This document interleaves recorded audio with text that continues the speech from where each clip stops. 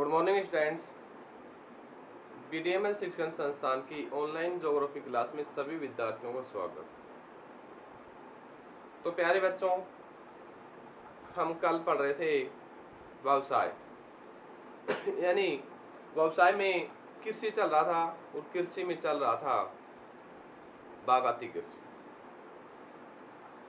बागाती कृषि की स्थिति ये हुई कि लोग अपने आर्थिक स्थिति को सुधारने के लिए, अधिक समृद्ध बनने के लिए यूरोपवासी के जो लोग थे उन्होंने उष्णकटिबंधीय क्षेत्रों में जाकर और अपना व्यवसाय शुरू किया। उपनिवेशवाद की जब स्थिति थी, उपनिवेशवाद में क्या था कि जो समृद्ध देश हैं वो समृद्ध देश दुर्बल निर्बल देशों पर अपना अधिकार जमाकर, अपनी बल शक्ति के साथ उन पर आज कुछ अधिकार जमाकर अत्याचार करते थे और वहाँ कुछ बागान लगाए थे और वो बागान धीरे धीरे उनकी आवश्यकताओं की पूर्ति के लिए एक माध्यम बन गया था। तो उन्होंने यूरोप वासियों ने ब्रिटेन में जो बागान लगाए थे वो बागान थे चाय, कहवा। भारत में और श्रीलंका में चाय के बागान लगाए, ब्रिटेन में बताया था कहवा के बागान लगाए। उसके अलावा संयुक्त राज्य अमेरिका द्वारा फिलीपींस में नारियल, गन्ना आदि के बागान लगाए। यानी बागान नारियल, कहवा, गन्ना, इलायची, चाय, कॉफी आदि के जो बागान लगाए, ये बागान से जो कच्चा माल प्राप्त होता था वो अपने उद्योगों के लिए वो लोग ले जाते थे यूरोपवासी।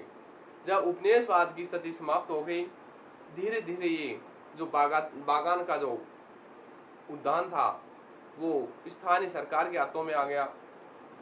स्थानीय सरकार यहाँ से कच्चा माल प्राप्त करके औद्योगिक क्षेत्र तक पहुंचाने में समर्थ हो चुकी, ताकि अपने आगे की ओर आजीविका बढ़ा सके। तो फलोद्यान या बागाती जो कृषि थी वो आज स्थानीय लोग अपना जीवन यापन कर रहे हैं, वहां से कच्चा माल प्राप्त करके उद्योगों की ओर भेज रहे हैं। इससे पूर्व में हमने पढ़ा था विस्तृत वाणिज्य व्यापार कृषि। इसमें भी हमने देखा था कृषि का आकार था बड़ा था, व्यापार की दृष्टि से कृषि कार्य किया जाता था। इनमें भी खाद्यान्न फसलें थी, गेहूं। इससे पहले हमने पढ़ा था जीवन निर्वहन कृषि। जीवन निर्वहन कृषि में क्या था कि मनुष्य अपने जीवन यापन के लिए उनसे खाद्य सामग्री प्राप्त करता है और आवश्यक सामग्री उनसे प्राप्त वो लोग करते हैं। आज हम बात करने वाले हैं मिश्रित कृषि की।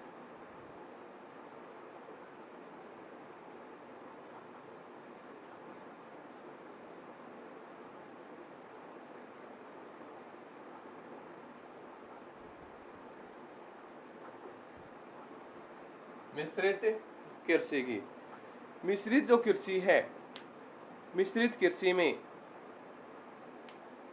फसलें उगाते हैं और पशुपालन करते हैं, साथ साथ होता है। फसल उगाना और प्लस पशुपालन करना, दोनों क्रियाएं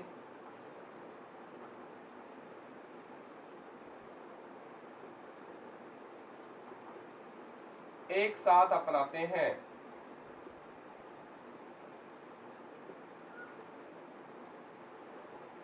जो हम हमारे स्थानीय क्षेत्र में देखें, हम अपने ग्रामीण क्षेत्र में देखें तो कृषि के साथ साथ क्या होता है, पशुपालन।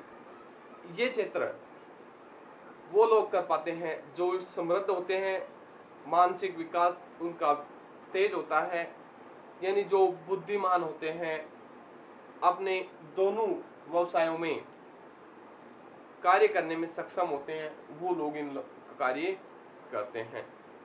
इसके बाद जो पशुपालन की जो स्थिति है वो अत्यधिक विकसित कृषि का रूप है। अमेरिका की पूर्वी भागों में की जाती है इसी तरीके की,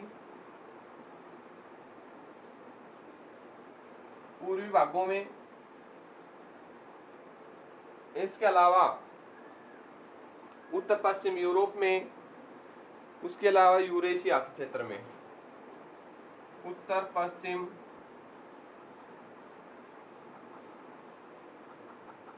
यूरोप में और यूरेशिया।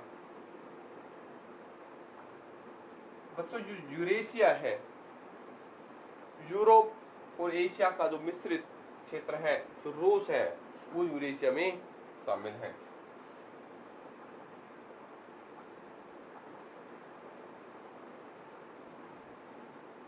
यूरोप प्लस एशिया का कुछ भाग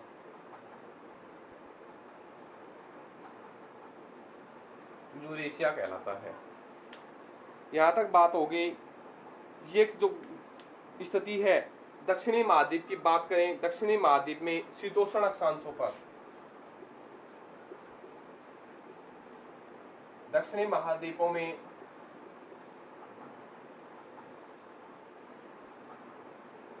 शीतोष्ण अक्षांशों पर ये कृषि कार्य किया जाता है।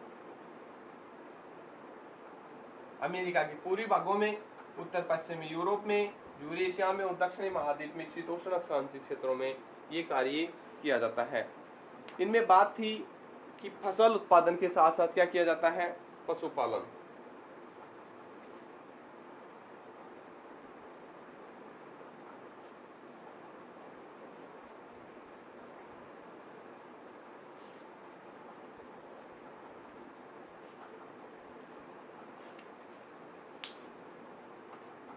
पशुपालन के साथ साथ क्या किया जाता है, कृषि की जाती है। इन क्षेत्रों में जो मिश्रित कृषि है, न तो खेती का आकार बड़ा होता है और न अधिक छोटा होता है, यानी कृषि का आकार मध्यम होता है। तो मध्यम परिवार के लोग ये कार्य करते हैं। इनके साथ साथ बात थी कि जो कृषि कार्य है उनमें वो मक्का की, सोयाबीन की, बाजरा की, ज्वार की आदि की फसल उगाते हैं ताकि पशुओं को चारा उपलब्ध हो सके। इसके अलावा सुअर, मुर्गे पालन, भैंस, भेड़, बकरियां आदि का पालन करते हैं। वो लोग ये कार्य बाजारों के समीप करते हैं ताकि उनसे प्राप्त जो दूध है, उन दूध को बाजारों तक पहुंचाया जा सके। इसके अलावा बात थी जो इसमें पूंजी है, भारी पूंजी निवेश की आवश्यकता होती है। इसमें कृषक योग्य व अनुशासनहीन कृषक कर सकता है। ये कार्य बहुत सुविधा के सोच समझकर सुविधा अनुसार किया जाता है। पशुपालन साथ साथ होता है। दूसरा था, इसमें कृषि का आकार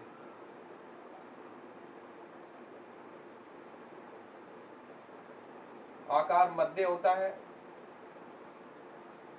मध्यम होता है।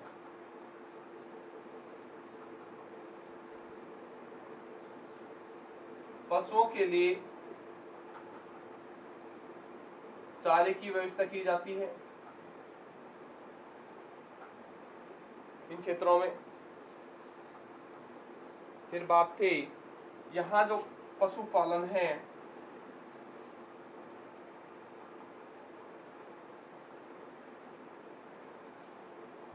पशुपालन मुख्य रूप से सुअर, भेड़, बकरे, गाय और भैंस आदि पशुपालन किया जाता है। इनमें एक स्थिति यह थी कि कृषि की उर्वरक क्षमता बनी रहती है। पशुओं से प्राप्त खाद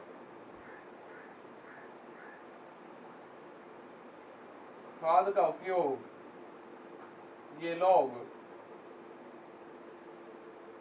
कृषि में पैदावार बढ़ाने में करते हैं।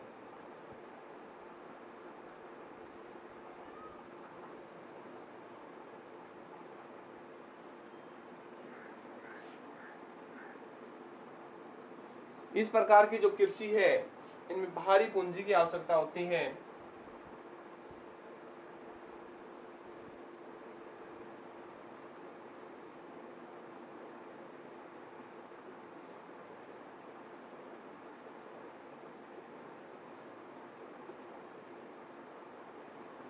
में बाहरी पूंजी की आवश्यकता होती है।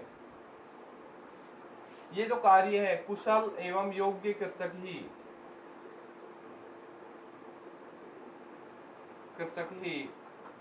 कर सकता है।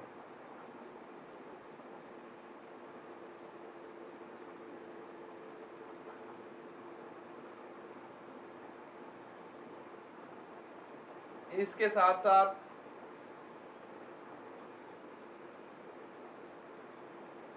परिवहन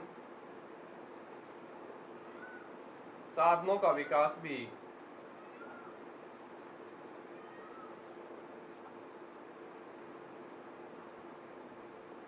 हो जाता है। यानी ये थी मिश्रित कृषि की विशेषता। अब इसके बाद हम इसकी पुनः एक बार रिवाइज कर लेते हैं। पशुपालन और फसल उगाना साथ साथ होता है। कृषि का आकार मध्यम होता है। चारे के लिए व्यवस्था उपलब्ध की जाती है। पशुपालन सूअर, भेड़, बकरी, गाय, भैंस पाली जाती हैं। पशुओं से जो प्राप्त खाद होता है उसको खेतों में डालने में, पैदावार बढ़ाने में सहायक होता है। इसमें बाहरी पूंजी निवेश की आवश्यकता होती है। कुशल योग्य कृषक इसे कर पाता है, क्योंकि अगर कुशल नहीं हुआ, योग्य कृषक नहीं हुआ तो पशुओं की देख रेख नहीं कर पाता है। इसके साथ परिवहन साधन, यानी जो कृषि और पशुपालन होता है तो वहाँ उनसे चारा लाने के लिए, उनको वहाँ से दुग्ध उत्पादन दूसरे स्थान तक पहुँचाने के लिए, उनके लिए खल कागड़े वगैरह लाने के लिए परिवहन की आवश्यकता महसूस की गई है, जो आगे चलकर एक विकसित खेती का आकार होता है। हाँ, एक और थी कि ये बाजारों के या महानगरों के समीप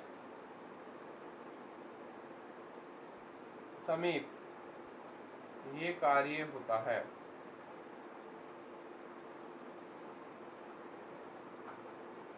ठीक है।